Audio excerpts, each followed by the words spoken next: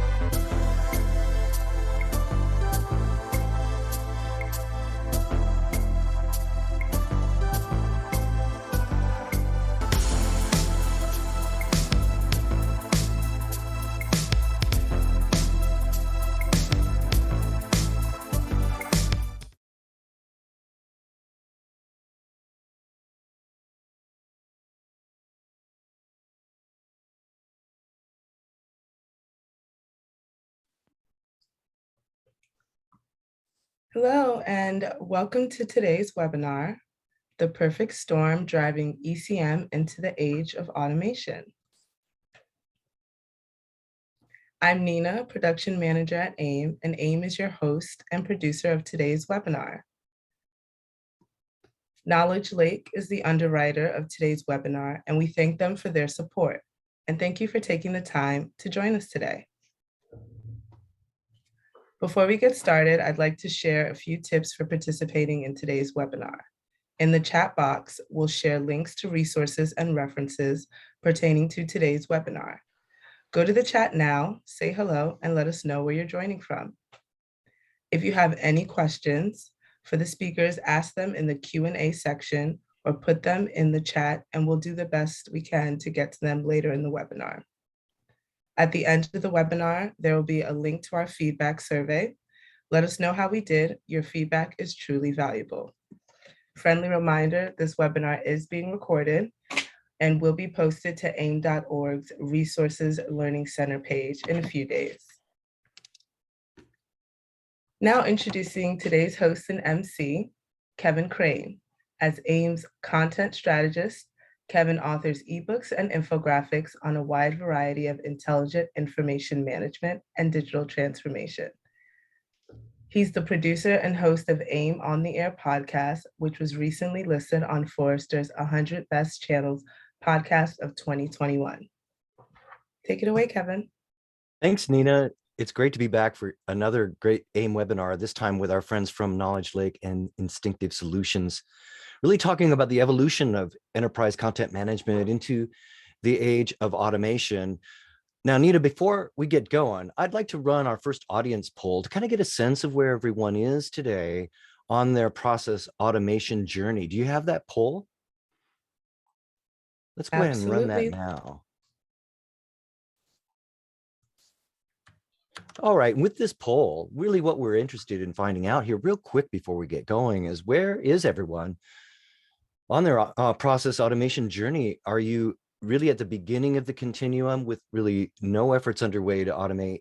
Specifically, are you still evaluating your options, or are you a little farther down the road with some processes automated but not all?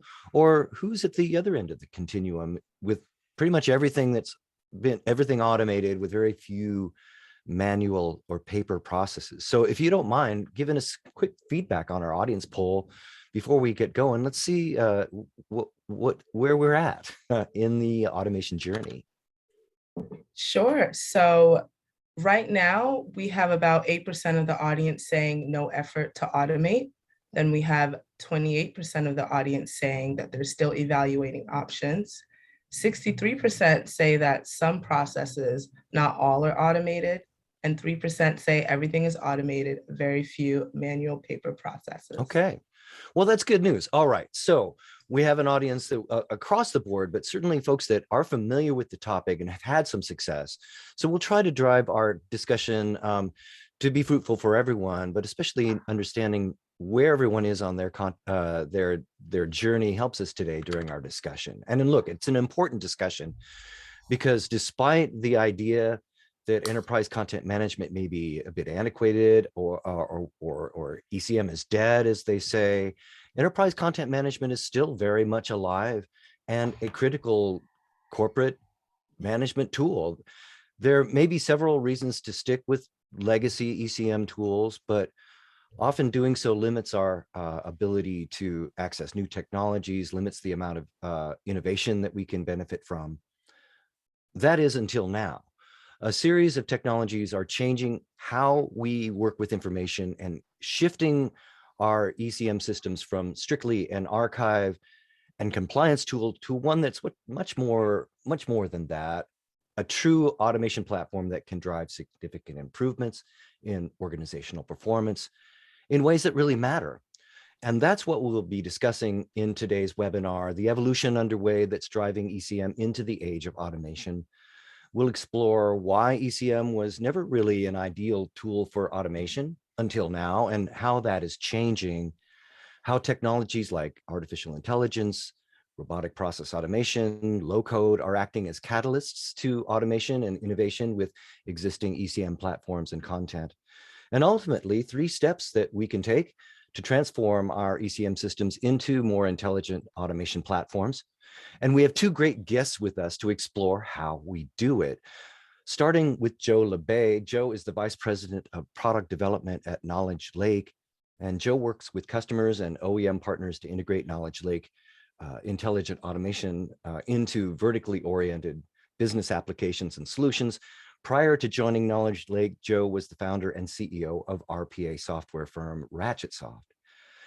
And joining us also is Dave Jones. Dave is the CEO of Instinctive Solutions and a past chair of the AIM Board of Directors. He's the strategic marketing leader at Instinctive Solutions.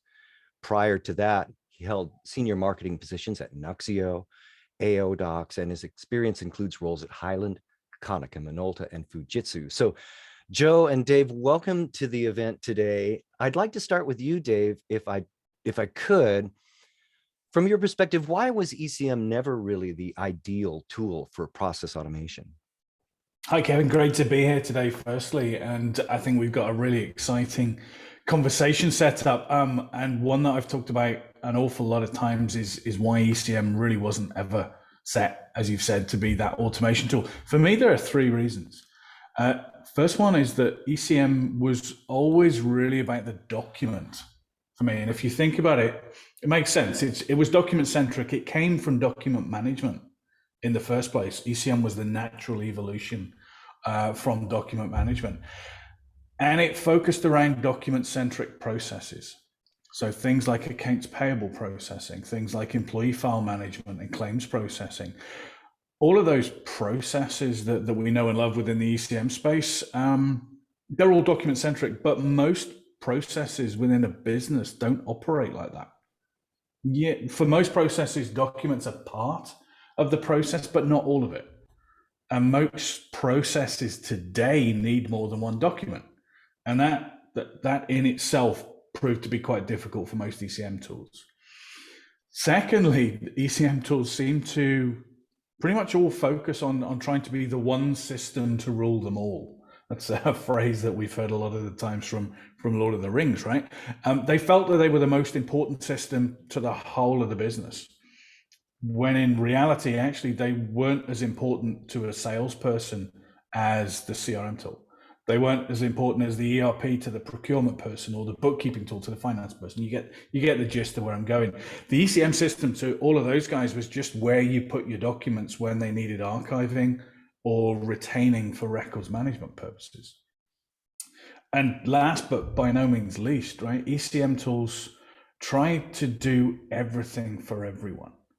So yes, they could do AP, HR, claims management, but honestly, did they do any of them as well as a dedicated tool for each of those processes did? I doubt it. They were the preferred tool for the IT department, maybe, because it allowed them to deploy the same tool across different departments. But I don't think departmental users ever actually really liked using the ECM tool. And if you've got a tool that you don't like using, it's not a good platform to build on from an automation perspective. Well, let's talk about how all of that is changing, Joe. Let's get into the technical guts and feathers a little bit. How do technologies like artificial intelligence, RPA, low code, how are they acting as a catalyst to automate existing ECM platforms and content?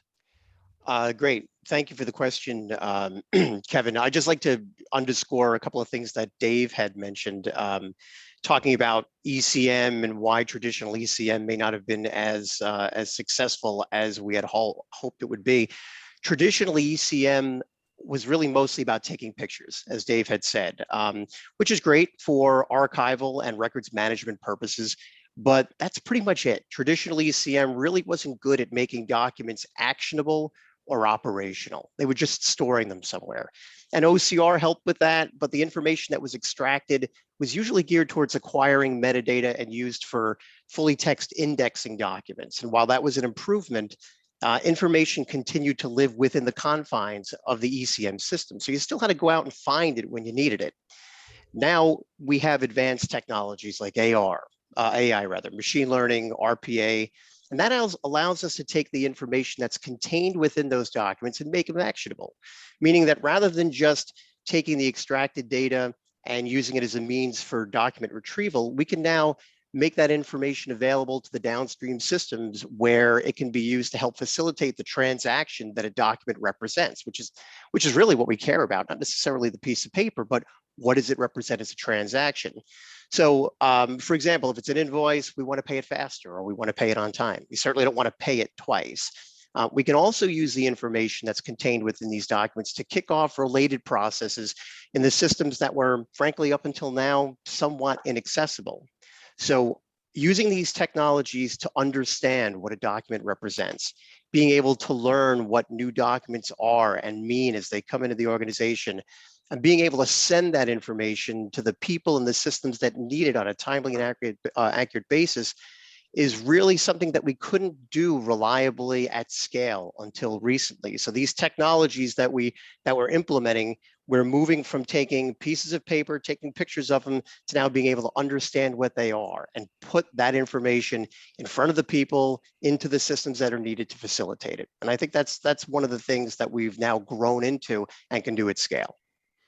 Well, how do we manifest that? I mean, how does that play out in an actual business scenario, Dave or Joe? I mean, how can we extend automation activities beyond that traditional document focused process? Well, I think if I can jump in first there, Joe, I think if you think about the way that people digitize processes within an organization, think about the organizations that you all work in, right? The chances are that the digital processes that you've got are just digital versions of your old paper processes.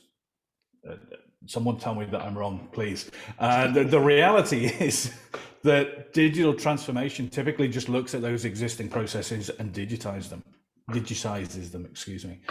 And there's an old saying that if you take a rubbish, and I'll be polite, take a rubbish manual process and you digitize it, what you end up with is a rubbish digital process.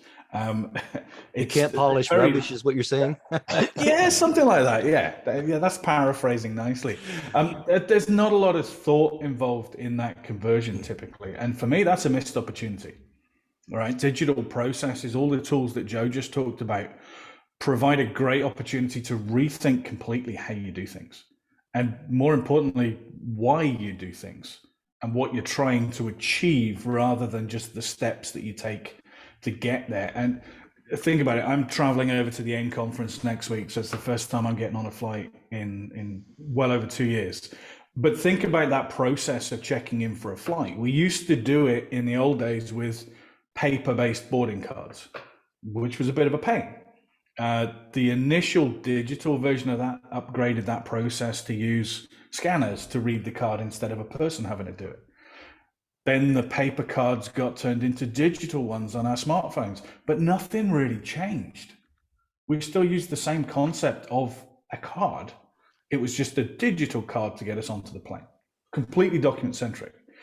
But if you look at someone like Delta now, they actually use facial recognition at the gate to compare your face to your passport or your ID. And if it matches, then you just go straight through. No need for a boarding card, paper, digital, or anything. It's just completely simple, completely effective, and it removes all of the back office steps that are required to actually create that boarding card, to print that boarding card, to store the data that goes on that boarding card. Just imagine what that reinvented process could look like for every single process within every single organization out there. Yeah, that's a great point, Dave. I learned a lesson a while back from an intern on a project I was working on. We went in and we were going to do a digital transformation of existing processes, and they brought in all the process veterans to come in and walk through what we did, and project managers started basically articulating a digital version of that same process. And the intern sits there and says, "Are we going to automate all the crap too?" And that kind of stopped us all in our foot, in our tracks, because we were like, it's exactly what we were doing. We weren't taking advantage of this opportunity to rethink, reimagine what this process could be. We were merely just taking the manual process and digitizing that. And today, because we've got tooling that can be put in the hands of so many more people, especially the people who know the processes, and help motivate these people to think about what should the process really be, as opposed to, well, this is the way that we've always done it. There's an opportunity there to improve that process. And that's probably one of the most important takeaways for folks when they start down this journey, is to make sure you don't just automate the existing manual process. Take it as an opportunity to streamline it, clean it up, and make it better. And I believe somebody mentioned earlier before about customer experience. Everything has to be about the customer experience. If you're doing something that's not improving the customer experience, either making it more pleasant, making it faster, making it more comprehensive so it gets done in one transaction, you're kind of missing the opportunity there. I think, Kevin, just if I can jump in there quickly as well, there's one subtle nuance as well with the types of technology that Joe's talking about, right? RPA, AI, all of these, they're not trying to do everything all of the time. If you think about the old ECM systems, I liken them sometimes to a Swiss Army knife, right? You know, they've got a fork on there, they've got a little knife, they've got a corkscrew, they've got 101 different tools. But would you ever really want to sit down and eat your steak with two Swiss, a Swiss Army knife in each hand, one with a knife and one with a fork? You wouldn't. What AI and RPA are allowing you to do now is to create very, very small tools to do one thing, but to do it incredibly well. And then to bring all of those individual tools together to allow you to rethink that process and reimagine that process based on all of these individual tools that come together into a single solution. All right, I want to talk about that reimagining in a bit more detail in a moment, but for now, we're really needing to reimagine the way that we do business as a result of the last couple of years. And of course, we're talking about the COVID pandemic, and I have another audience poll we'd like to run right now, Nina, about the impact of COVID on folks' efforts to automate. Are you at the point where, hey, COVID was really no impact to our automation efforts? It really wasn't a factor. Maybe are you in the place where you're still evaluating how you need to respond, still evaluating solutions and strategies? Did it just create a huge mess for all of your processes and you're just really scrambling? Or has it been maybe a silver lining, boosted your efforts to digitize and perform process improvements? So Nina, if we could run that audience poll, if folks would let us know where they're at on that continuum. Let's see where we sit today with that. What impact has COVID had on your efforts to automate? Sure. It seems like they're still voting. We give them a couple more seconds. Closing the polls in 10 seconds, everyone. 10 seconds. What is the impact, or has been the impact, of COVID on your efforts to automate? Was it a silver lining? Did it help you get the support and kind of the lever that you needed to move forward, or did it really have no impact on your process automation efforts? Okay, the results are in, and it seems 22% of the audience says no impact at all. They've never missed a beat with their efforts.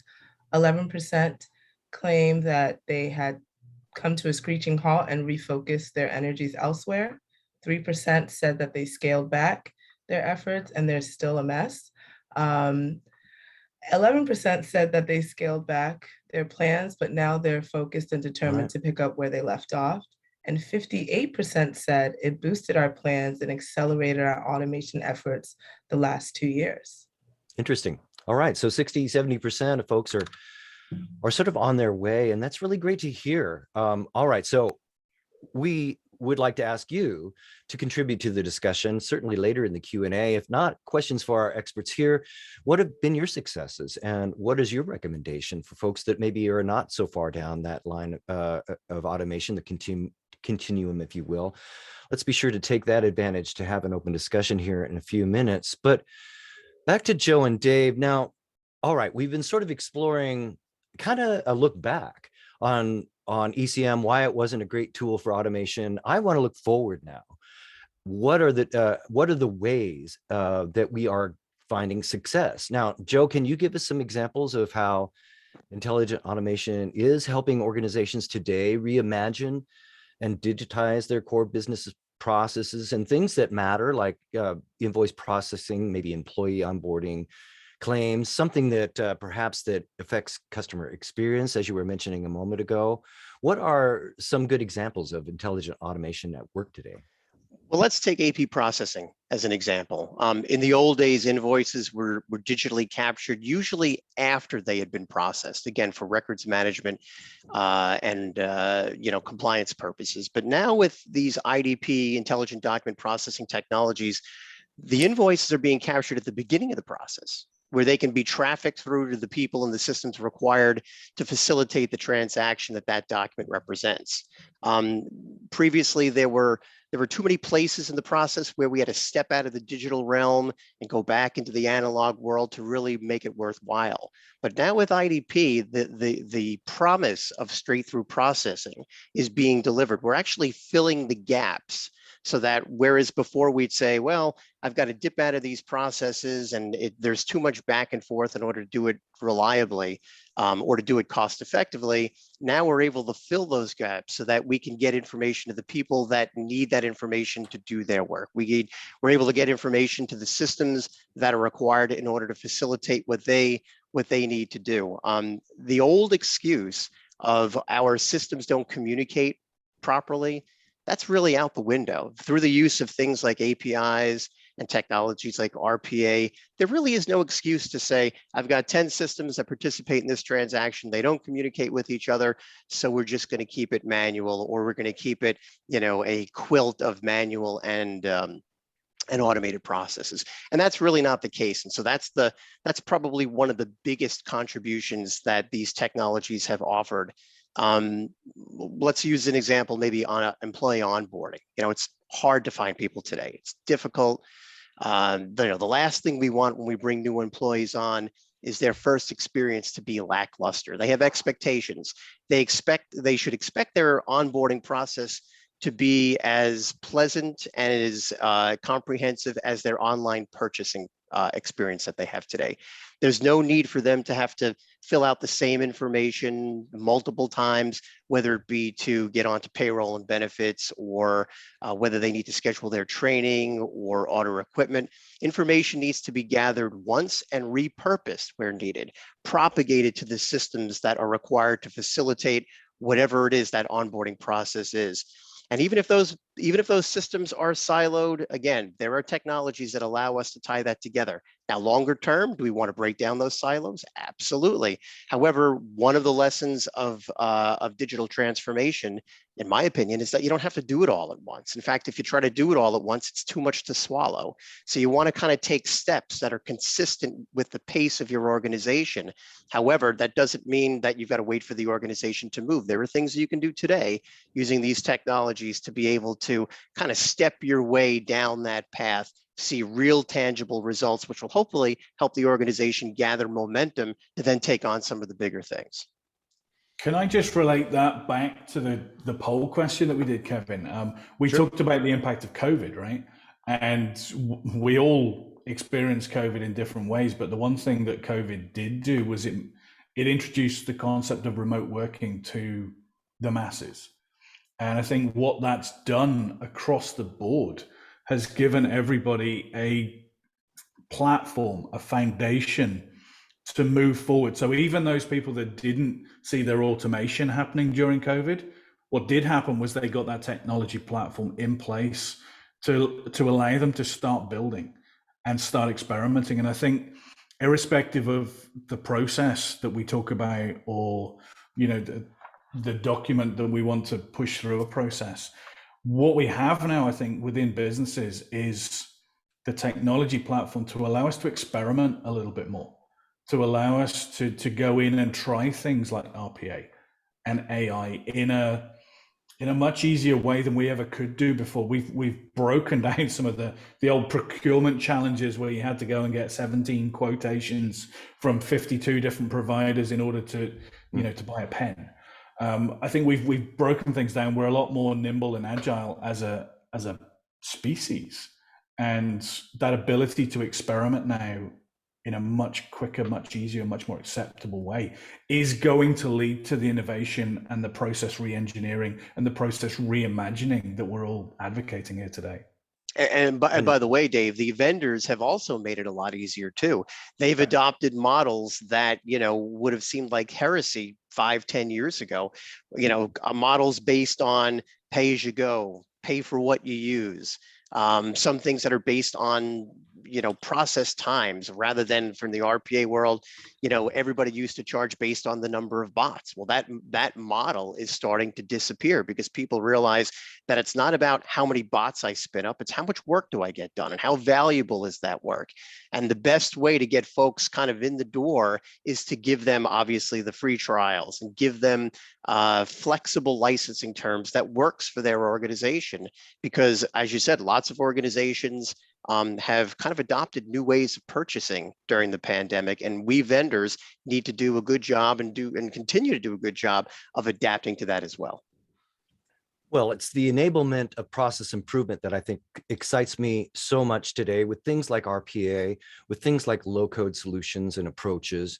And it's coming at a perfect time because the world today, as a result of what we're talking about, somewhat of COVID, but just the evolution of expectations today are ones from customers that it needs to be a frictionless process. And the experience that customers have, employees are customers, your suppliers are customers. The experience that they have with your organization is what will set the tone for competitive advantage. And so it's the enablement of these process improvements with new technologies and new tools that excites me so much, which brings us to our third and final poll today. What keeps you from automating? I'd like to know from our audience, what keeps you from automating? Is it finding that the funding and support that you need to do what you want to do? Is that what holds you back in those cases? Is it really technology difficulties that keep you from automating? Are you finding that you're too reliant on legacy systems that don't allow you to really automate? Or is that not the case? Are you already finding that you have no trouble automating? But what are the issues that keep you from automating? Because of compliance, security, C-suite support, funding, technology. I'm curious to know, Nino, let's run that poll now. Absolutely. Got 15 more seconds. And We've then, got a bunch of them here. Okay. yeah, they're coming in. In the event that you are inhibited from being innovative, what is keeping you from doing so? Okay, closing the polls now. A lack of understanding of the concepts of automation, says Bill. Okay, and our audience has said 42% are saying that identifying and prioritizing the business requirements, 19% leave it up to technological difficulties, 23% say no solution with our current systems and processes, 45% have a lack of right in-house skills and expertise, 42% say there's a lack of budget and resources, 39% say a lack of executive commitment, 19% say compliance, regulation, and/or security issues, and 19% say change in management needed to ensure proper uptake. Okay. All right. Well, certainly across the board there, but listen, what I'm hearing there and what it's standing out to me is that an understanding of business requirements, getting the budget that I need for it, getting the executive support that I need for innovating. So that brings me kind of to my next question, Dave. What are 3 action items that our attendees can use today to really get the support and the budget and the resources that they need to begin transforming their current ECM systems into a more intelligent automation platform? Yep, great question, and obviously very relevant given the audience participation. Now, I think there are 3 steps, right? So the first one we've talked a lot about already. It's about understanding what you have and what you want to achieve. but not really at that point worrying about how you want to achieve it. And I think that's one of the hurdles that people hit very quickly, is they instantly think, oh, I need to use this tool to do this, and I need to use this tool to. Don't worry about the tools in step one. Just figure out what you want to do. The tools come later. Once you've got that view of what you want to achieve, go talk to someone outside of your organization and outside of your industry. Go talk to that intern that Joe was talking about earlier on, and discuss your plans with them. They're going to come at things and the challenges that you're facing and the objectives that you're trying to get to with a completely different set of eyes, without any industry or organizational bias. Let them work with you to rethink those processes that you're trying to rethink. And then last but by no means least, you've got to get building. You've got to start and put one foot in front of the other and get moving. Start with small projects, both to gain experience with those new tools and to deliver some quick wins, but equally to find out if they're not the right tools that you need to be working with. If you're going to fail fast if you need to, but get in there and experiment as much as you can. And look, the reality is that transformation of any type requires a lot of energy, and it's by definition going to require change. But 3 simple steps to get you moving, and it's one of those things that you have to start putting some energy in before you start seeing the results coming back out. One other thing that I'd like to add to that as well is that, especially because of ECM, and even automation, early automation to a certain extent, we're so focused on streamlining processes, cutting costs, making things more efficient. All important things, no doubt. But you want to get senior management excited? Talk about the revenue side of the ledger. Talk about what this is going to do for the business. How is this going to increase my revenue? How is this going to make us a better organization with which to do business?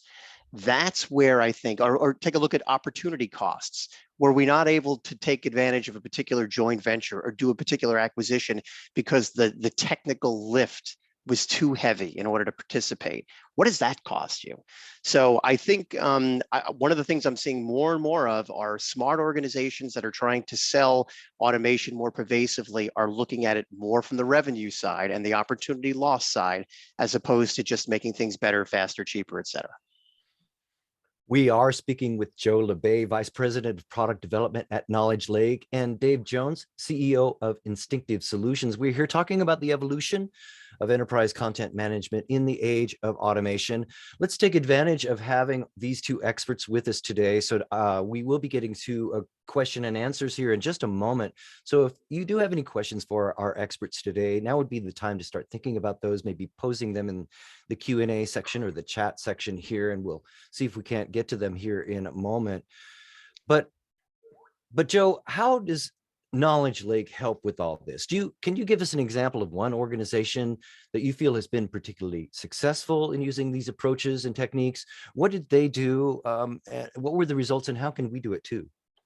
Well, let's first talk about what Knowledge Lake has to offer as an organization. We have a great IDP platform that contains all the capabilities needed to do intelligent capture of documents, information contained within, as we've been discussing. We've got the ability to process workflows, not workflows that we impose upon the customer, but workflows that work the way the customers need it to actually work. And we're able to touch all the people and all the systems needed that are party to a transaction. Most of what we talk about in the Knowledge Lake world has to do around transaction-oriented documents, the kind of lifeblood of an organization. And we provide multiple ways to secure those documents. So we make it easy. We have a low risk platform, a pay for what you use licensing model, and we let you play with it for free. Certainly on our website, we have a plethora of information, leadership pieces, and case studies that depict how forward-thinking organizations are solving the same kind of problems that we're talking about today. And of course, we have great people.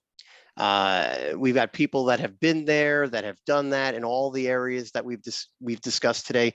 So don't hesitate to tap that brain power, be it contacting our professional services and consulting people to find out how they can assist with this specific problem, or hitting us up individually on LinkedIn and having a less formal discussion about what we can do to help. You know, we'd love to talk with people. We help organizations all of the time. We also learn constantly.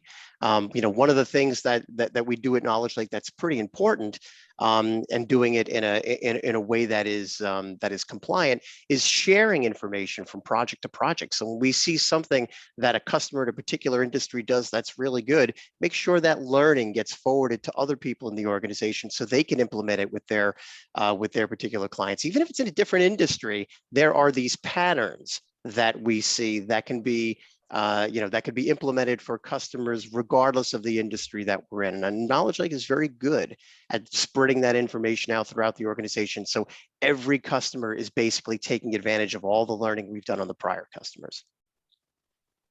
All right, very good, gentlemen. We do have some questions coming in from our audience. Sonia asked this, and this is a great question. What if it's a government department where there's no revenue? That's a good question. How do organizations like that build the ROI and get the support that they need for some of these solutions when it's a different kind of business model for a government department? What is your experience working in the government sector and how folks are addressing this? Well, one area that I've seen is that there may not be revenue, but there are certainly budgets, and budgets are commensurate with value.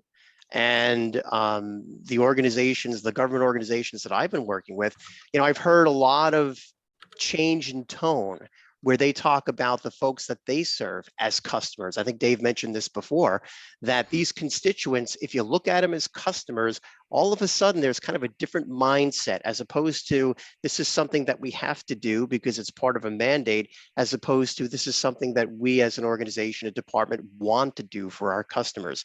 So taking a look at budgets, taking a look at customer satisfaction surveys, these are things that are all helpful in making the argument for why we should do these things. So yes, revenue is important. I think it's critically important. But if you've got an opportunity to improve these processes and serve these customers better, as I said before, that's got plenty of value as well. I think just to jump on that as well, Kevin, quickly, it's back to that point that we've made a couple of times, right? It's about identifying what you as an organization or a department or a person want to achieve. Now, for some people, that will be driving revenue, driving growth, driving innovation. For other people, it might be sustainability. It might be citizen engagement for a government agency. It really does depend on the scenario and the environment. I think the great thing about the technology environment that we find ourselves in at the moment is that it's equally applicable to all of those scenarios. All right, I'm curious, guys. I'm thinking back to our earlier polls, and we have people that are sort of split on the continuum. Many folks are already fairly experienced with process automation. Some are not. So I have, I guess, two questions. One is, look, maybe I'm an organization, I have a bunch of old ECM systems, or maybe they're not even old, but they are certainly legacy ECM systems that my critical processes rely on. Some of that stuff's on paper still. These are absolutely mission critical activities that we do. I know I'm missing some of the benefits from some of the newer technologies. Where do I start if I'm just at that beginning continuum? Then on the other end of the question, how do I really look at these new technologies? I've been automating. How do I look at these new technologies and new approaches to really move the needle in terms of things like customer experience that is top of mind today, and organizational performance, maybe gaining a competitive advantage in our new norms? So my question to both of you is, where do I start? And if I've already down that continuum, where do I start to really make the advantages that are possible today? Let me take that first one if I can do, Kevin. The sort of the conversation about legacy. I've got tons of systems all over the place. They're all mission critical. It's too risky for me to move off of them. Well, hang on a minute. You're probably running on 25-year-old software. That's more of a risk, in my opinion. And sitting still and doing nothing is more of a risk than actually exploring migration to newer systems. and ways to get better value.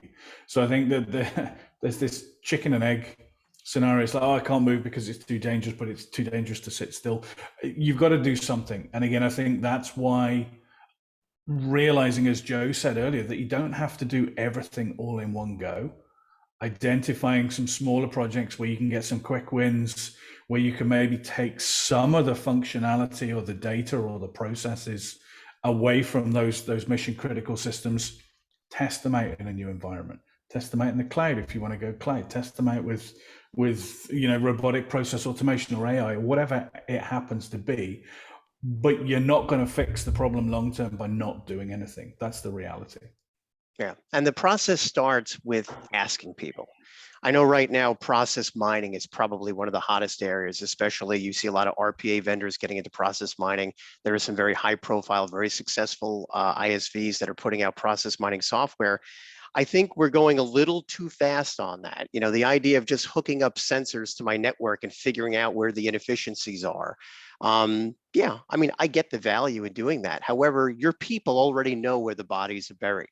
Talk to them. Your customers already know where you're not that great. Talk to them. And once you start to get that feedback and you incorporate it in a systematic way, that's when, in my experience, the candidate projects present themselves obviously as to what they should be, as opposed to going through gigabytes of signal data going across the network, how many clicks, how many that. Your people know where it is. So if you're just starting out on your journey, it starts with a conversation with people who do this today, the experts. All right, we do have a couple more questions coming in from the audience, from our attendees today, and please keep them coming. Let's take advantage of having these two experts with us for the next few minutes here. And both of these questions, I think, center on a similar topic. Benjamin is asking, does your RPA function by a true records life cycle from generation to use to retention and disposition, etc.? And Tamara is asking, has your RPA factored into it the ability to stop a retention if there is a litigation hold? So tell us a little bit more about some of this records management, the functionality. Those are great questions, Tamara and Benjamin. And the question leads me to believe that the way you've been marketed to about RPA is not quite accurate. RPA has nothing to do with records retention. RPA, and I'm a little bit of a purist in this world, I've been doing it a long time, RPA is the glue that ties things together. It doesn't inherently know how to do anything. It does what you tell it to do by automating things that already exist. So I would argue when you're talking about retention, records retention, that's a function of your repository. That's a function of your, let's say if your ERP system is responsible for that. It's a function of that system, not of RPA. RPA is the thing that triggers things. It's the capability that that kicks off transactions, that functions as the hands at the keyboard, if you will, and does it very fast, very accurately. You could do it 24 hours a day, and you could scale to hundreds or thousands of them. But it doesn't do records retention or records management in and of itself. That's a function of your repository, I would argue. Yeah, just to jump on that as well, Joe, I think one of the things that I see RPA being used a lot for in records management is working with AI tools to go and look through vast repositories and all of those information silos that we talk about, to go and identify records that humans haven't physically been able to get to, purely because of the volumes that are there. RPA, as Joe said, is the glue. It's the joining piece that allows you to go off, process thousands of documents, bring them into the AI tool. Let the AI tool say, hey, that's a record, or that should be a record. Flag that to a human, because the humans still do need to be in the majority of these processes.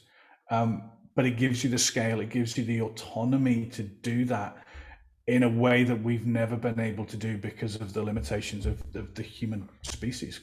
Right, in that example, AI is functioning as the brain, making requests of the RPA runners to go and do things based on things that I, as the brain, have determined need to be done. Absolutely. All right, another great discussion here with our experts today, Joe LeBay, Vice President of Product Development at Knowledge Lake, and Dave Jones, CEO of Instinctive Solutions. Gentlemen, I really want to thank you for your comments and your time today. It's been a great discussion. Now, let's turn it back over to Nina. Now, Nina, the AIM conference is next week in Denver. I know you're going to be there. Tell us more about what's going on. Yes, the AIM conference is coming up next week. I am really excited. It's my first time. You got your bags packed. Absolutely.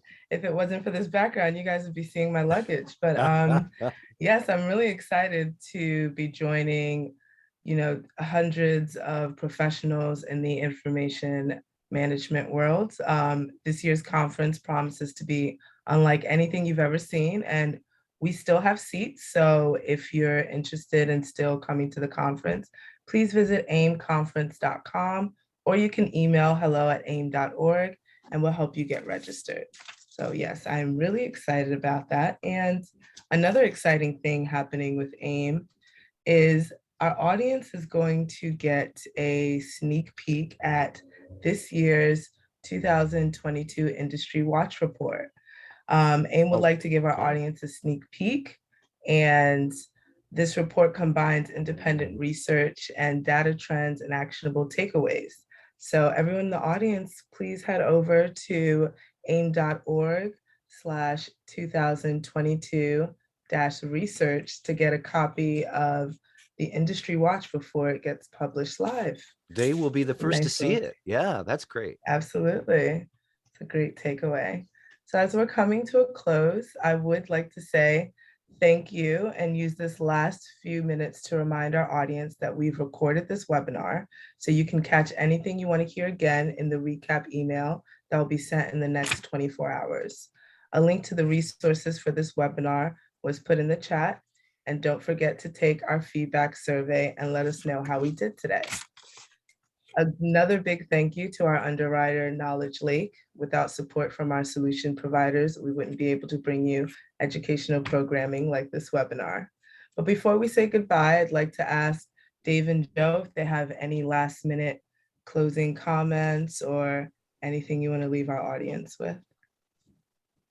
All right, let me dive in first if I can do. I think the irony here that I want to leave people with is actually, despite spending the last 47 minutes or so talking about technology, this isn't about technology. This is about you guys and the business that you run and what you want to make that business do, how you want your process to operate. The technology is there at a level now where it can help you do that and achieve that. But don't focus on the technology, focus on what you want to do. I agree with that. It's about solving problems. It's never been easier or more cost-effective to solve those problems, and it's never been less risky than it is today. So go out, dive into it, take it, bit by bit, but don't be afraid to get into it. Great. And what about you, Kevin? Any last minute closing comments? Well, yeah, look, the notion that enterprise content management is an antiquated technology or a construct, I think is off base. It's never been more important. And these tools that we're talking about that can automate processes are setting us up to really revolutionize the way that we work, either today or in the very near future. And so it's those organizations that tap into that ability to affect things that improve organizational performance, affect things that improve customer experience, will be the ones that gain competitive advantage. It's not just about saving and protecting information anymore. It's really about using it in ways that make a difference. And that was what we were talking about today, and we'll continue to talk about at AIM. And I think these are really important conversations in a forum with people that are really doing it in the real world, that are really vital and important today. So thank you everyone for being a part of that. Absolutely. Thank you, everyone. This is Nina from AIM. Have a great day. Thank you, folks. Bye, everybody.